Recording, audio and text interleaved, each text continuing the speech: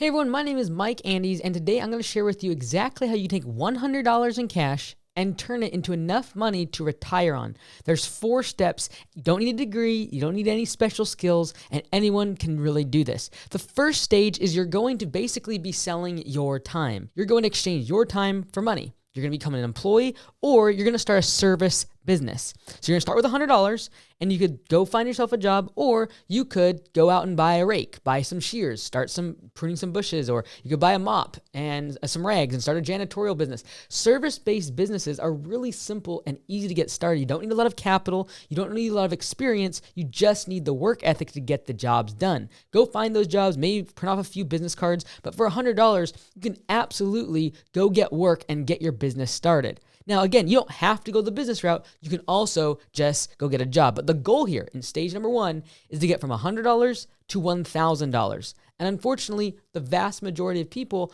don't have that $1,000 in cash because they spend it on everything else in life besides actually saving the money. So right here, you've got to get to that first stage, which is $1,000, and you're going to do that by either working at your job, trying to move up inside that position, make more money, or go start a service-based business like mowing lawns, pressure washing, cleaning. All of these are really low barrier to entry and don't require a lot of startup capital. The second stage now is going to be when you sell other people's time. We started with our time, but now we're selling other people's time. In other words, we're an employer. We go out and hire someone, but on an hourly or salary basis, and our goal is to try to sell their time at a profit. And that's what's going to get us from $1,000 in our bank account to $10,000. This is a tough step because it requires now going beyond just you by yourself. Maybe you got a mop and some rags and some dish soap and started a cleaning business, but now you've got to go hire somebody else, maybe part-time, someone to help you on the weekend. Maybe they become a full-time employee, but the goal here is you're selling other people's time, which is essentially like leveraging their time. You can only work so many hours in a day. By now tapping into someone else's time, you can really begin to scale the business.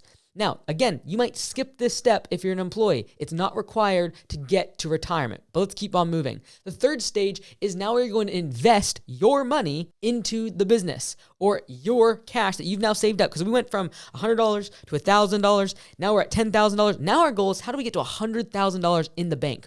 Well, if you have a service-based business, now we're going to invest our money into the business. We're going to buy more trucks, more equipment. We're going to hire more people. We're going to do advertising. We're going to create a website. We're going to invest our money now and allow our capital to actually work for us by investing it back into the business. Now, owning a business of this size is by no means easy. However, there are absolutely service-based businesses that do very simple services like mowing lawns and cleaning windows, and they literally can make $100,000 in cash in their bank account, saving that money. So again, we're investing the money into the business. We potentially might even go buy a house, invest that way. But what we're doing is we're investing our own money, our own capital. Now this takes us to the 4th stage, which gets us to much closer to being retired, and that is leverage. That is using other people's money.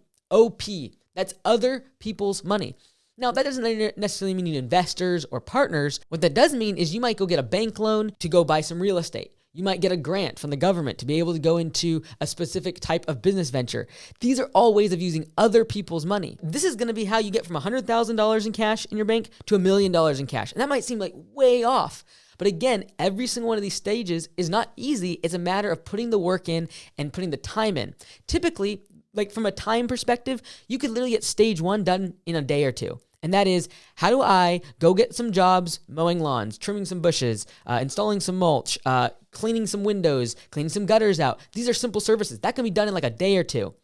Step 2, getting to $10,000 in cash in the bank might take you a summer. You're going to hire someone else part-time, get some of your friends to help you on some larger projects, and get more money that way.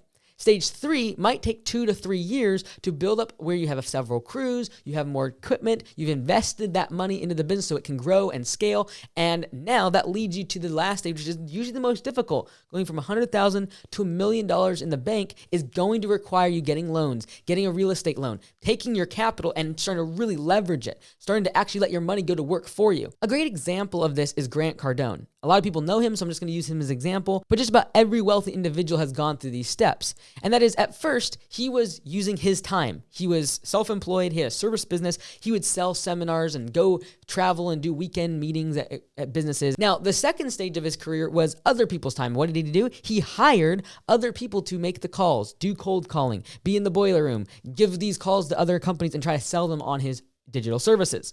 Then he went to stage 3, which is he started to invest in real estate. He started spending his money on different types of property, apartment complexes, etc. And now the fourth stage, which he's entered in now and has really blown up how much wealth he has, is using other people's money, other investors, other banks, and really leveraging that capital to actually grow his wealth. So I hope these 4 stages helped you. Just know that even if you do not have a business, you can be in stage 1 and be thinking like an entrepreneur, trying to grow and invest in yourself, trying to help the employer, and then basically skip from stage 1 to stage 4 by investing in real estate, investing in the stock market, and educating yourself to do that is extremely important. And so if you don't own a business, you can absolutely still follow these 4 steps to grow your wealth and retire starting with just $100. You don't need a degree. You don't need a bunch of money, a bunch of connections. It's not who you know. It's how hard are you willing to work to make this happen. I hope that was helpful. If it was, check this video out over here where I took my small business, my mowing company, and really scaled it up. I was making minimum wage and literally 5-6 years later had $1 million business. Check that video out here.